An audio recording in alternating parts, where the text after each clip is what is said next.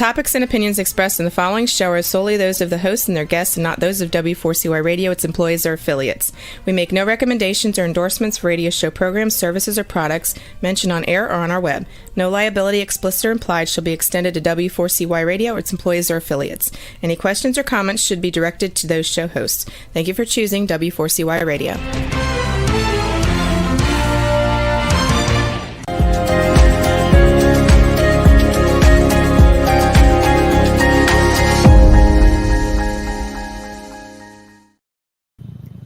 Good afternoon, everybody. It's Donna Campbell with Real Estate Dreams and Beyond.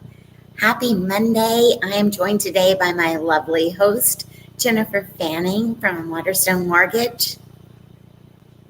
Hello, Donna. How are you? Hi, honey. How are you? I am fabulous. Wonderful. You're looking pretty in pink today. Thank you. Am I young enough to do kind of the young vibe with a blazer and a t-shirt? Yeah, you got the Rolling Stones look going on. And also with me today, my other co-host, Lucia Corral from Elsie's Credit Solution. And hi, how are you, Miss Texas? Happy Monday. Happy Monday. I'm going to call you Miss America. She's all over. That's right. I love it. I love it. And Jen, yes, you are young enough, right? It's Barbie everything. So you are. Oh my gosh, right? Barbie look right there. My girls cannot wait to go see that movie. Like, people are dressing up. People are dressing up in their most fantastic Barbie attire to attend this movie. I know, like it's pretty exciting. We were such not to leave Jeff off, but we were such Barbie girls when my girls were growing up. You know, we had all the Christmas Barbies still in the box. Occasionally a child would break into one that was supposed to be so valuable, right? Yeah. But those, we still have about 18 of those. Wow. I bought the cheerleader ones from each states that my daughters were born in. So we had the New York cheerleader, the Connecticut, and the Pennsylvania Barbie. It's just kind of fun. Yeah. Also, my other wonderful host, who probably did not collect Barbies, Mr. Jeff Enos. Lucia's right hand and left hand man, I should say, right? And hi, Jeff. How are you? How's it going? Can you guys hear me well? Yes. Perfect. You're matching the sky today. I like your shirt. I am. I did not collect Barbies. Well, we're just going to get this started today. Today, our goal is just to bring to you a little bit of a market update on each of our hot categories of mortgage, real estate, and credit solutions. And I think the most exciting thing actually going on right now is mortgage, right, Jen? We are seeing a move on inflation, right? Finally. Yes. And 100%. Yep. We've seen a drop in rates, which is also good. Let's just go through that some more, Jen. So basically last week, a jobs report came out that was favorable. Inflation report had come out that was showing that it has held, which is super exciting. And all of those things play into what is going on in the mortgage industry. So literally like Friday, I went to go lock somebody and thankfully did not, because the Friday before interest rates were like, hey, a little bit on the scary side. By like Tuesday, Wednesday of the following week, after a few of these reports came out, interest rates had settled down. And, I'm actually seeing some 6.8s out there, 6.5s, depending on your FICO score and, how much money you're putting down. But interest rates are definitely leveling, because we've had like this weird zigzag of rates have been going up and then we'd see them go down and then they'd go up. And so it's been this weird zigzag. So I'm hoping now that we're a little bit down, that we're going to stay there and potentially keep moving downwards just based on the reports that were released nationally. Yeah, no. Sorry, we had a little bit of cackling going on in the background here, so I had to mute it for a little bit. I don't know what's going on that's so exciting over there in that office. But what are you seeing out there in regards to applications increasing or increasing looking for mortgages, Jen? So I would say from a year ago, we have fewer applications. The news, I think, is kind of what is scaring people. Is everybody here 7%? Oh my gosh. But like I was talking to a friend today, she's up in New York, one of the few places that I cannot lend in. And she's like, Jennifer, what do you think of this house? And can you tell me somebody is a lender up here? And so I connected her to a lender. And I'm like, well, let me just run some numbers for you and see if what you're looking at even like makes sense for you. And when I told her, that her interest rate, would be somewhere between 6.5 and 6.8, she's like, what? And I said, wait a minute, you're renting, you're paying 100% in rent or 100% interest, through your rent. I said, so if you can afford the payment, and then I wanted to be like, girl, $1,500 for a house payment in upstate New York is really good. Yeah, and you know what? I'm sorry to jump in, Donna, but you know what? What really gets me and what surprises me is that everybody is freaking out about this 6%, 7% mortgage rate, right? Mm-hmm. But they're totally okay with paying 13% for that BMW at the dealership. Like that just blows my mind. Yeah, or more, right? Yeah. Mm-hmm. 100%. I just heard another lender. I don't know. You guys probably seen this, but Stephen Brock did a video last week, and he had a client that was just shopping rates and shopping rates and shopping rates to the point where they applied at 6 different lenders, right? Yep. And guess what happened the day before closing? My speaker's not working? It fell through. It fell through. They were denied. Oh, no. Because they just shopped and shopped and shopped. So and it reduced their credit score. Yeah. So it's really important, I think, to not let. Yeah. Okay. So the rates are up, right? But it's important not to let that deter you from getting what you want right now at the same time. And if you do shop, you go to Jen, you go to Stephen, you go to this person, you go to that person, you go to another person.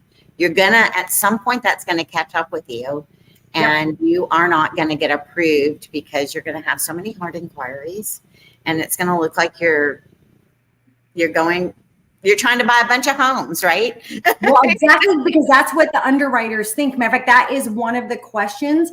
So there's a form called the credit inquiry form that is part of the Tri-Merge credit report, and it lists every place that you have inquired about your credit, I think in the last 90 days. Sometimes it even goes back even further than that. And you have to say whether you have applied for credit at that institution or not. And if they're having to mark, yes, I've applied, yes, I've applied, yes, I've applied, then 100% the underwriters will be like, well, are you getting our loan plus another loan? So that's a legitimate question. Wow, that's kind of sad that consumer did that to themselves. Absolutely. Here's a little bit of an update that I received, and I'm going to read, so I can't look right at you right now. The June Consumer Price Index released on Wednesday, showing that overall inflation year over year declined from 4% to 3%, which was lower than expectations. Inflation has declined sharply from the 9.1 peak and continues to make progress every month since the peak. The Producer Price Index, which measures wholesale inflation, was reported today by the month of June on a year-over-year basis. Headline, PPI decreased by 0.8 to 0.1, which was lower than the estimate. Producer inflation is extremely low levels and can lead to lower consumer inflation, as producers can either pass on the savings of capturing more margin. Why is this important? 30-year fixed rate mortgage rates track inflation. When 100%. inflation rises, mortgage rates rises. However, when inflation drops, we expect to see lower mortgage rates. So I think it says also the Fed should be pleased with both the CPI and PPI readings on June. However, the Fed is still expected to hike rates 0.25 later this month on July 26th. So, it says the real question is, what will they do the following meeting on September 20th? The market believes that the Fed may not hike rates at the September meeting. However, we are aware that the Fed has commented on the past few weeks that they intended to raise rates twice before year end. So no fluffing around here. We were just going to give you the scoop like the scoop is, because we have no control over it. What we do have control over is guiding you to get a great loan product and to find the best way for you to purchase, whether that is getting down payment assistance, or it's getting a credit back at closing from the seller. It just depends. So I'm excited that we have some change, right? Yes. Well, exactly. And I was going to add to, what you just read. Historically, because we've been in these cycles before. Every 7 years, we go through a cycle in the mortgage industry between inflation, interest rates, etc.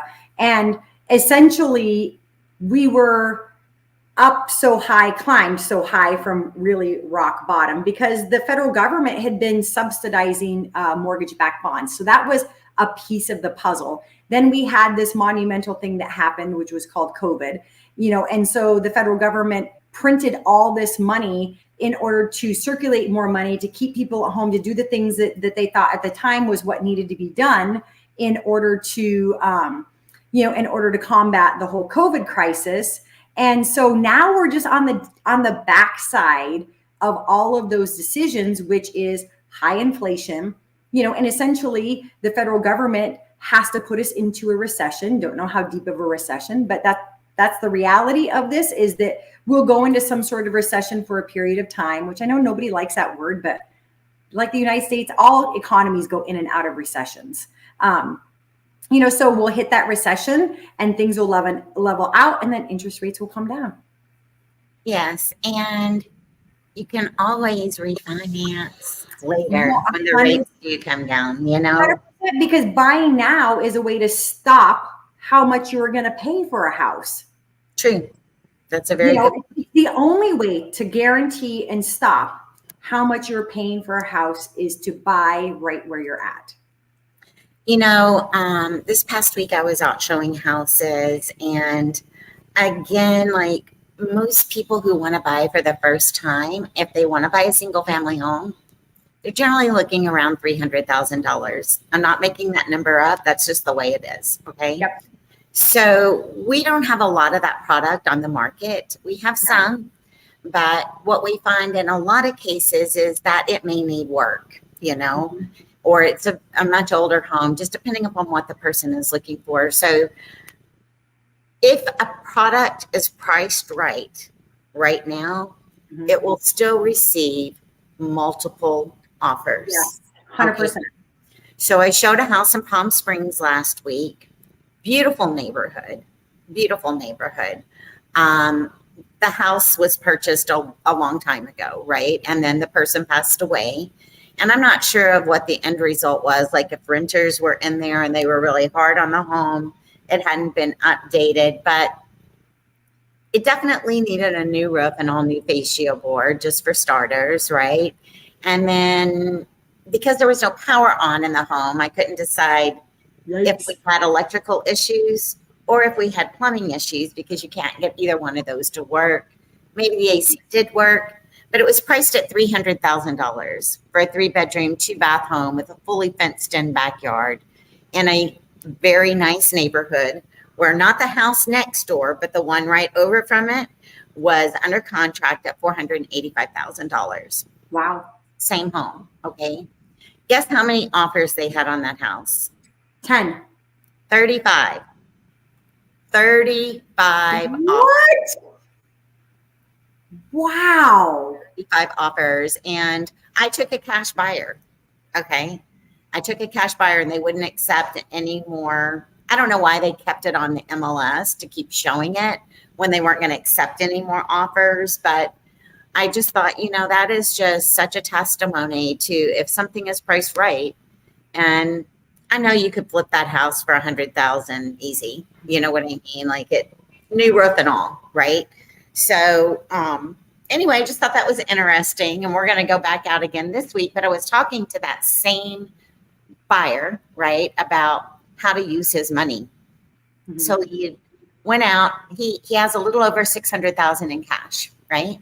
But he went out finally because we've been looking virtually at homes together for 2 years. Okay.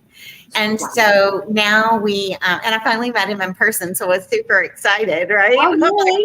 He stuck his hand out. I'm like, I'm hugging you. Like, you're alive. You're alive. But now he's decided, that he really wants to get serious about this. And we're going out this Wednesday again. But he was like, I want to offer $270 on this house.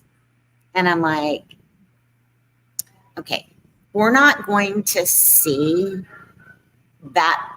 Cash doesn't get you that great of a reduction. Okay. No. It might get you some, but he was like, first he was talking about 240. And I knew even at 270 that somebody offered over asking for that house. Right. I mean, and it was cash only to begin with. Yeah. But then he was like, well, should I said, you would be better off at least offering them what they're looking for on the home, because this house also had this. It said, all inspections must be done before your offer is wrote. Okay. Oh my gosh. Yeah. Well, let's face it. They priced that house well. They knew, yes. Like they priced it to get multiple offers, which actually is a strategy for realtors. It really is. That a lot of sellers won't go along with it. And I don't know why, because the last property I sold, that's exactly how I sold it. Was we listed it a little bit under. We had multiple offers. We sold in a couple days, and I made $100,000 more than I anticipated. Yeah. So for him, I said, you're honestly, if we can find a home that we can go through the inspection process itself, mm-hmm. we're better off making an offer at what they're looking for, trying to negotiate it through the inspection process, but putting your best foot forward out front. And then maybe you can get a seller credit or whatever we're looking for. But I just thought that was kind of interesting, last week that 35 offers, when a lot of people think that things have slowed down completely. They're not. It just needs to be priced right. Yeah. So I agree. My next topic that I'd like to talk about today with Miss Lucia is what just happened with student debt. And, the program to relieve that all, and now the new program that they're rolling out with that.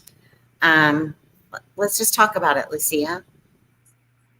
Yeah, so, these payment plans are definitely going to be reactivated. So those, that period, that grace period that everybody got is going to be no more. So everybody needs to make sure, it's over. So everybody needs to make sure that either they're setting up some type of payment plans once those payments get back into effect, or that they're making some type of arrangement and not just ignoring, because they haven't paid on them for, so long that Mm-hmm. they're just going to ignore them, right? The government is going to get their money, guys, right? So we need to make sure that we're planning ahead before those payments go into effect.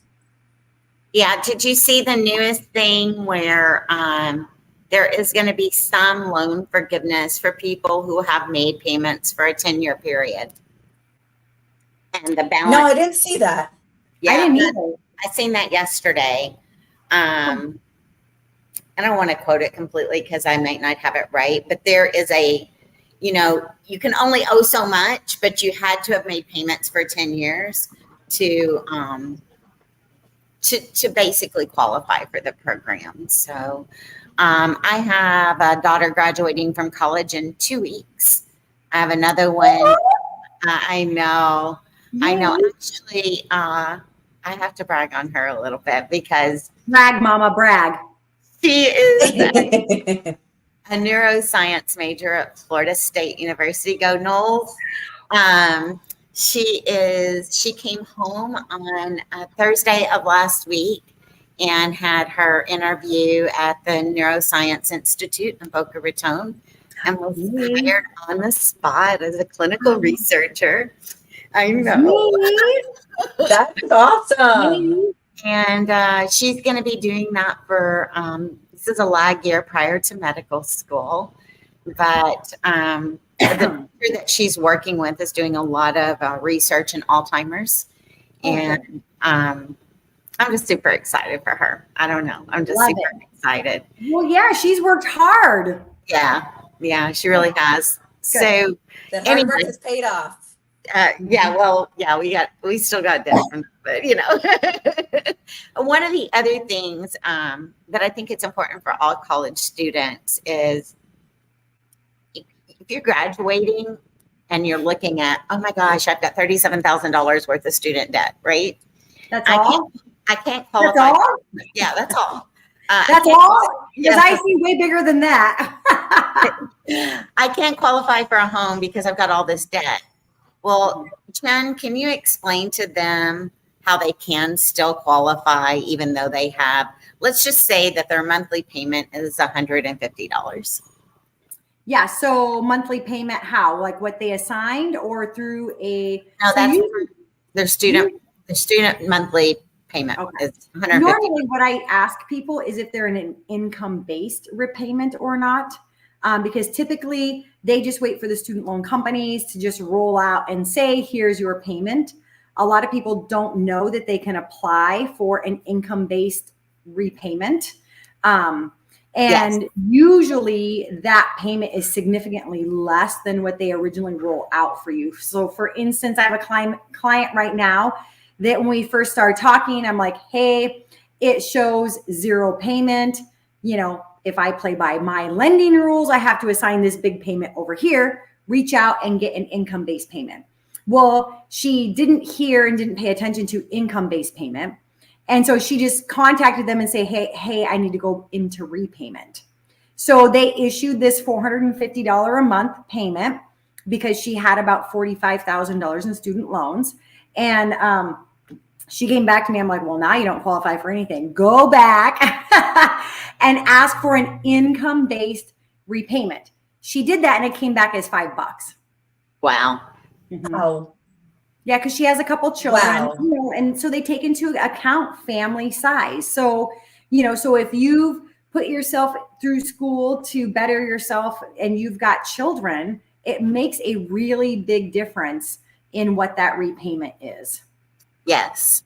Yep. And we're not looking at your total amount that you pay, that you owe whenever you're qualified. We're just looking at what your monthly payment is, right? Correct. The monthly payment. And that's why it's so important, to get that income-based payment, go through the steps, upload your W-2 from the previous year and a current pay stub. Like, I know it's a process, but definitely worth getting that lower payment. And that's called what again? I need to stick 2 daughters on it.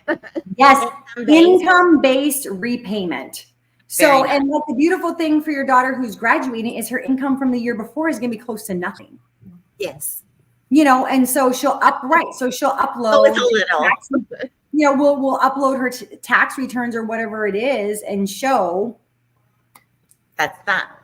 Right, that I didn't make anything, or do a IRS.gov tax transcript and show that she didn't even file because she paid under a certain amount of money. Right.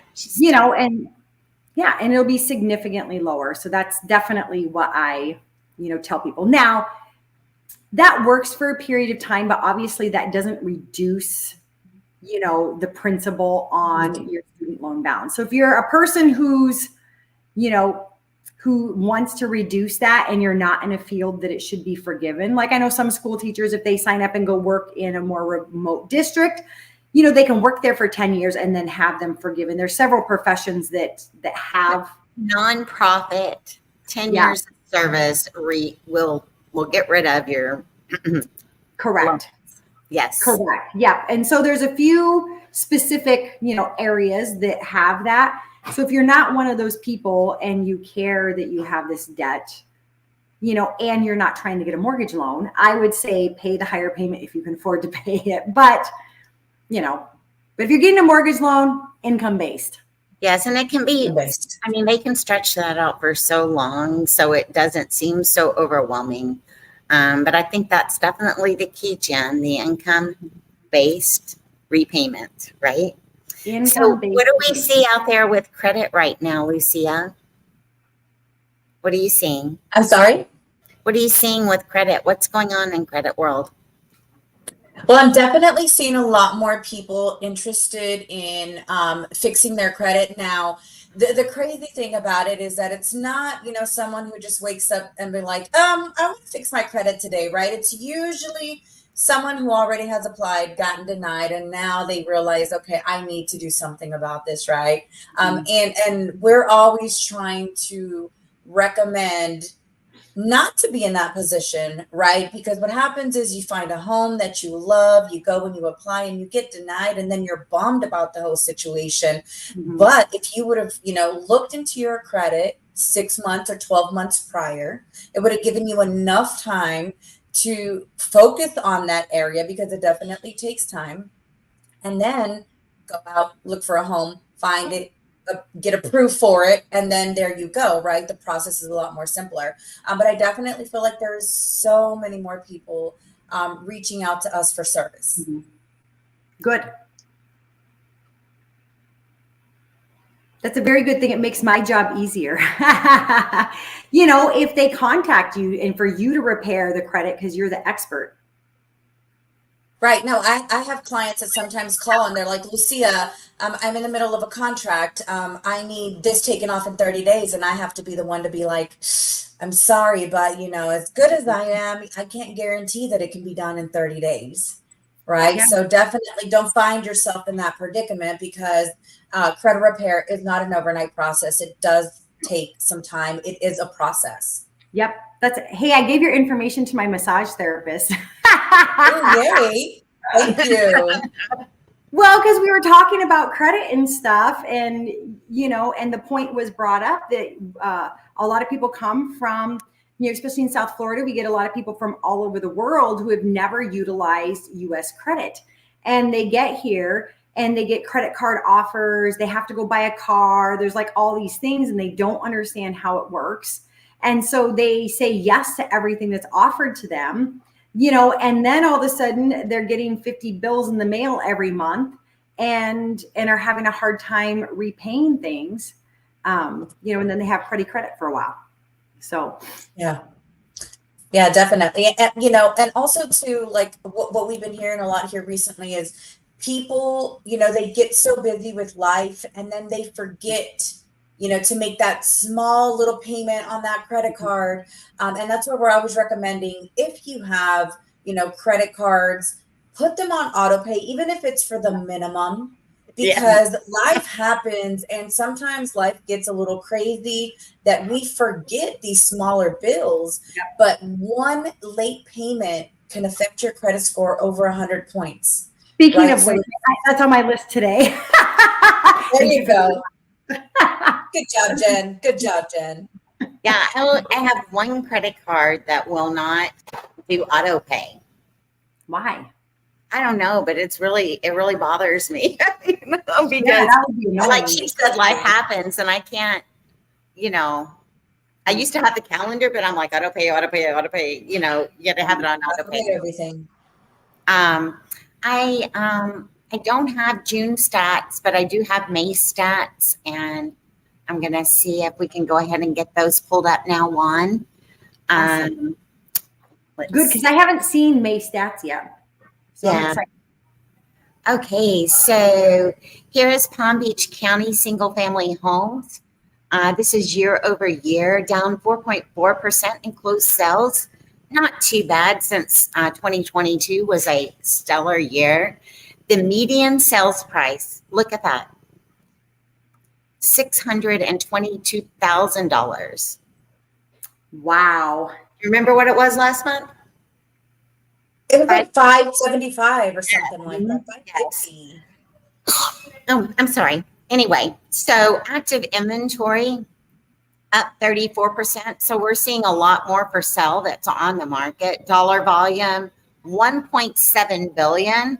And I just want you to keep a, remember that number, because I'm going to show you the state of Florida and what the Florida did in sales and where we come in Palm Beach County with that. We New probably listing- did most of it. Yeah, well, we're about 10%.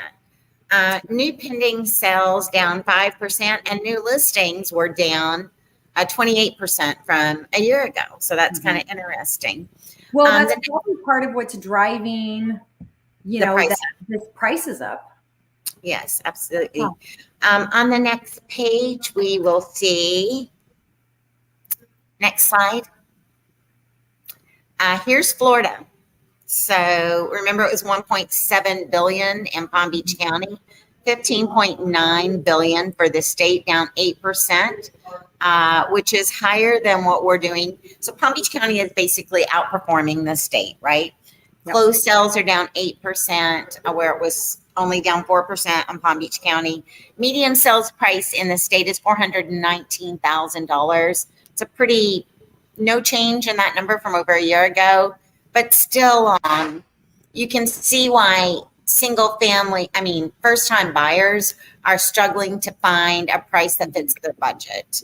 Yeah. Active inventory up 47%, new pending sales and new listings also down. Next slide, please. Broward County. Now we've seen 622,000 in Palm Beach County, so we are definitely the hot spot for pricing. Wow, you're not kidding. Normally it's also- opposite. 40,000 above in Palm Beach County versus Broward County. Closed sales down 13% in Broward County, where we're only down 4%. And what I think of when I think about, I don't know, Broward County is a little bit different. We don't show condominium sales here, but I can imagine that number is struggling significantly down there with everything that's going on with insurance in the state. Their active inventory is up, pending sales are down 11%, new listings down 24%. They did $976 million versus Palm Beach County's $1.7 billion in pricing. So huge difference there, right? Next slide, please. Martin County, I think this is as far as I went today. Martin County closed sales down.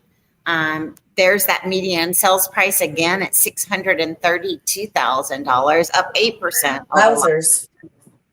Wow. But, Martin County, a lot of people think Jupiter is in Martin County. It's not. It's in Palm Beach County, right? Correct. And so Martin County really holds the price, but doesn't have the amount of sales. They only did 204 million in volume, right? Versus a 1.7 billion in Palm Beach County. Big difference. Huge difference, right? New listings down 21%, pending sales down, and active inventory up 38%. And I am really excited to see, we will have June results for you next week. Those will be out, but I'm really excited to see what turn we will be seeing next in the market in regards to median price and closed sales. So that's it on your real estate update. Right. And that was only all single family homes, right? Yes, I did not pull condos. Right. And we can branch off on that for just a little bit. So there's a lot of things going on with condos, right? They are still a great investment, right? You just have to find the right on the lending side is what's happening. Like Yeah. I do consultations all the time, realtors that want to list them, because I recommend when you're taking the listing to let a trusted lender do all of the lender questionnaire up front so that you really know what you're looking at. I had a realtor come to me who didn't do that because the person they had been using for lending didn't recommend it. And now there's this condo that they have to sell cash because they did the 40-year inspection and there's foundational issues. So it's near the ocean. So, so there's foundational issues. They're worried that the building is going to fall into the ocean, which we've seen some stuff here in Florida.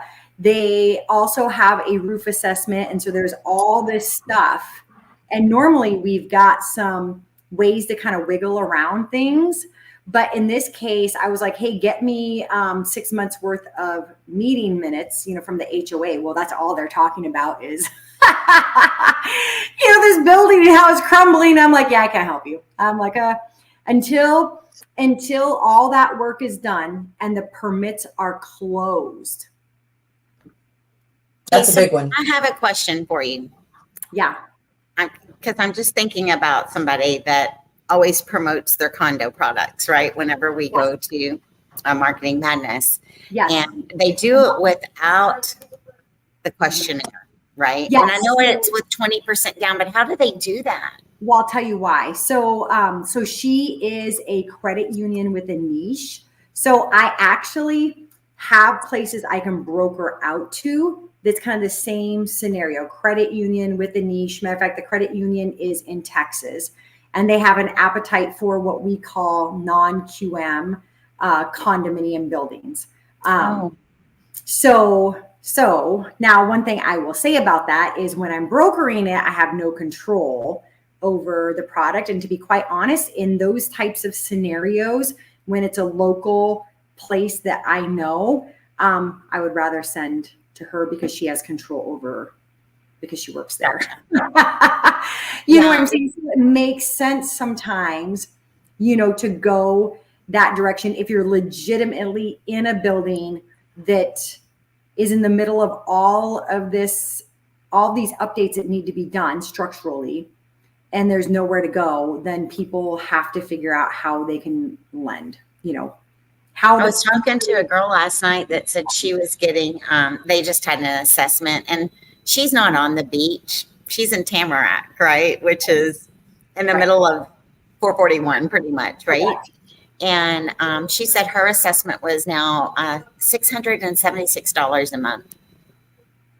Yeah. It's a lot to not know about that's coming to hit you, Yeah. So I think that you definitely need to have some knowledgeable people on your side. If you're going to go consider buying a condo, there are still great deals out there. I'm a big fan of townhomes because they don't seem to run into these same assessment issues for whatever reason. Right. But you want a knowledgeable mortgage partner, a knowledgeable real estate partner, and don't expect to move into a condo as a first-time buyer with 3.5% down. It's probably not going to happen for you. There might be a 1 to 0.5% group of places that you can maybe still go do that at, but it's going to be very, very limited. And most of them do require you to have more money down, a minimum of 5, Right. and even then if, 15. right. Even if the lender doesn't. Right, Yeah, even if yeah. the lender doesn't, sometimes the HOAs themselves, want you to have 20% down, and like I tell my buyers who want to buy condos, I say, well, before you fall in love with something, we need to see that budget, because the budget dictates how much money you have to put down. We have, gosh, it goes so fast on here, doesn't it? We have about 11 minutes left today. So I want to open it up to the both of you. Let's start with you, Lucia. What message do you want to get out to people today? What message do I want to get out to people today? Let's see. Oh, you cut me off guard there, Donna. Let me think a little bit. Oh, I'm sorry. I know you've got something away. Let's just start with stop turning away clients due to bad credit or low scores. Yeah, stop turning clients away due to bad credit or low scores. Partner with Elsie's Credit Solutions, and we'll send them back to you qualified ready. Yes. And how long would you recommend somebody working on it? Let's just say that their credit score is 550 right now. And there could be a lot of different things going on with their credit, but let's say that they want to buy a home. What how long does that look like for them with a 550 credit score to get it up to a 620 or a 640? So it's definitely can, fluctuate as far as how long the process can take.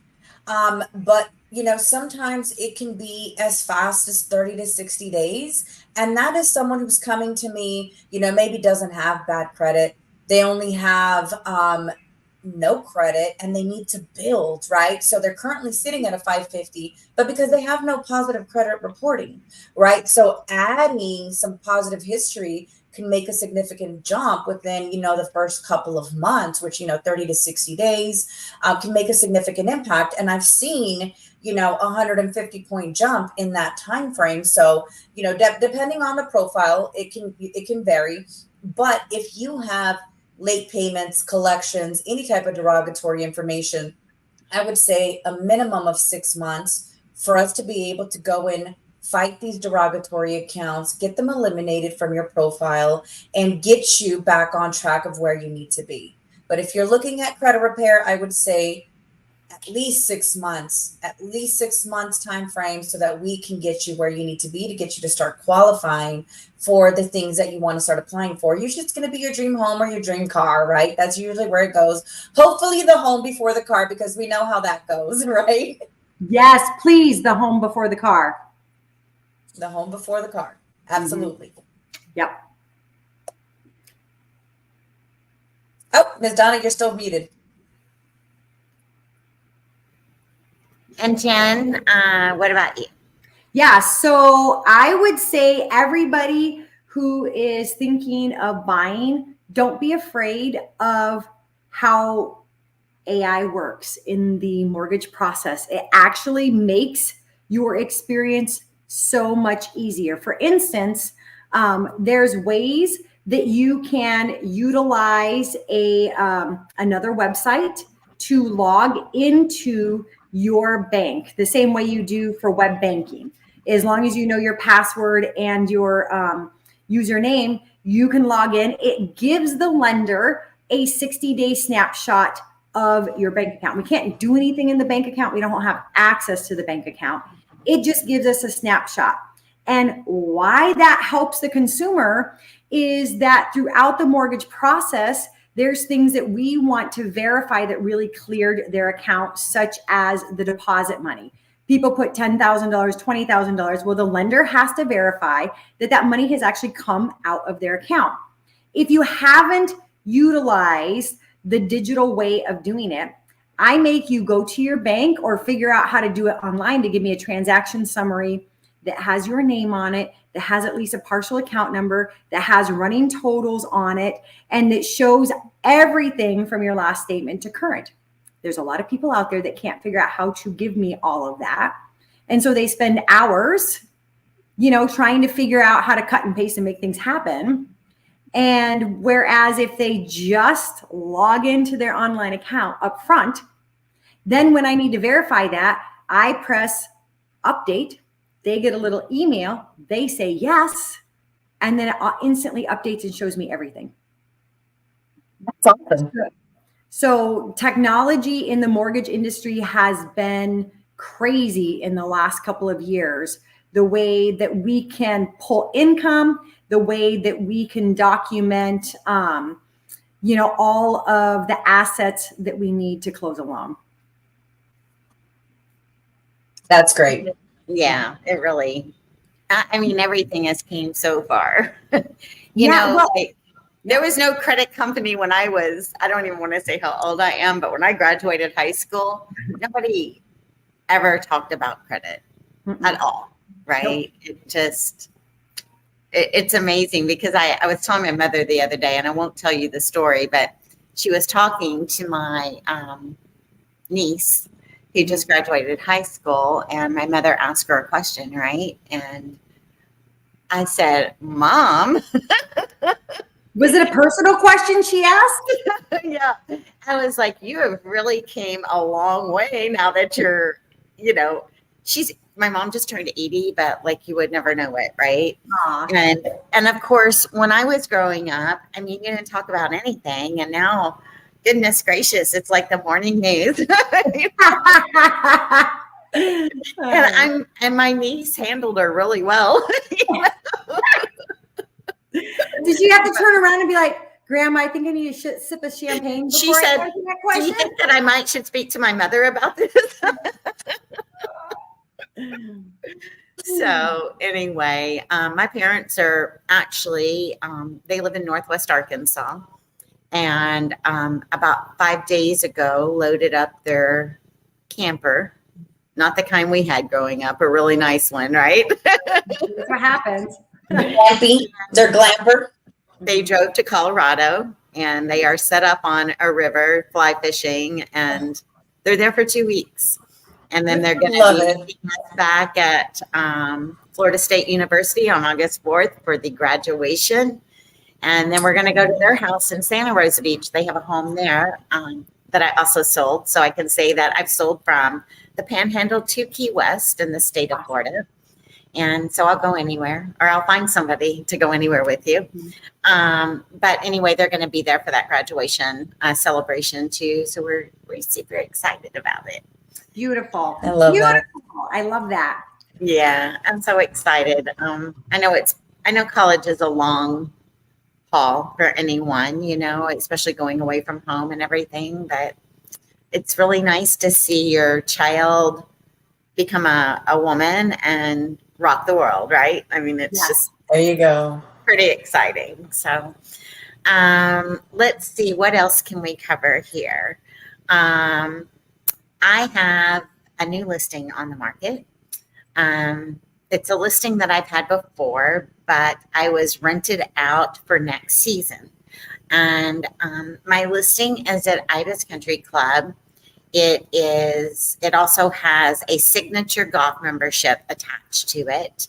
We were rented out for next season, and the people have some health issues that came up.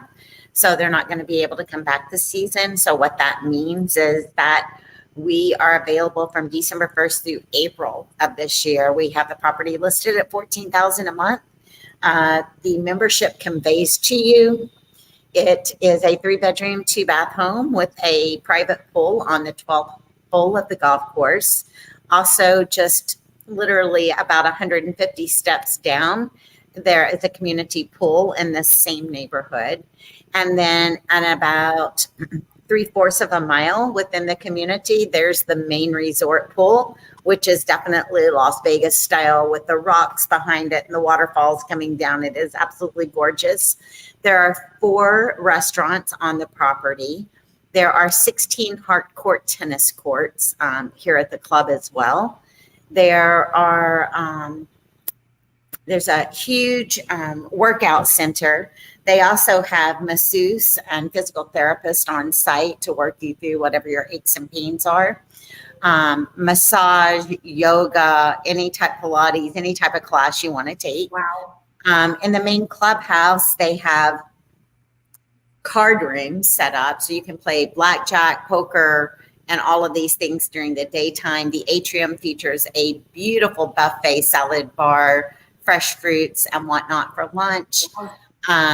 It comes with a golf cart. It's in the garage waiting for you. That's nice. It is really, having the signature golf membership is really very enticing. I have no doubt that it's going to go pretty quick. I just put it back on the MLS minutes ago prior to our broadcast, but I had so many calls for it, but we were booked, for the season. And if you are a golfer and you want to enjoy golfing 24/7, give me a call at 561-685-6663. We now have availability for the 2024 season, and we look forward to you staying with us. So that wraps us up on our time today. I just want to thank both of you ladies for being my partners in crime and business, and helping me always. It's just wonderful to meet other women, other men that are entrepreneurs, right? And they're just out there trying to make the world happen. And I enjoy our partnership so much and so thankful. A reminder to our viewers, we are on every Monday at 3:00. Next week, we will have Virginia Standish from Caldwell Banker featuring a luxury landscaping listing that she has in Loxahatchee. And I also believe we're going to be joined by someone from the city of Wellington. I'm not going to release that name yet, but Virginia has offered to let them have one of her times on her show. So with Wellington being number 8, I thought that would be a great tie-in, right? So we look Awesome. forward to seeing you all again. Stay tuned for the latest updates on real estate, mortgage, and credit solutions. This is Donna Campbell, Jen Fanning, and Lucia Corral coming to you live from Palm Beach, Florida, and Dallas, Texas. We will talk to you soon. Thanks again for listening to Real Estate Dreams and Beyond. Bye, everybody. Bye.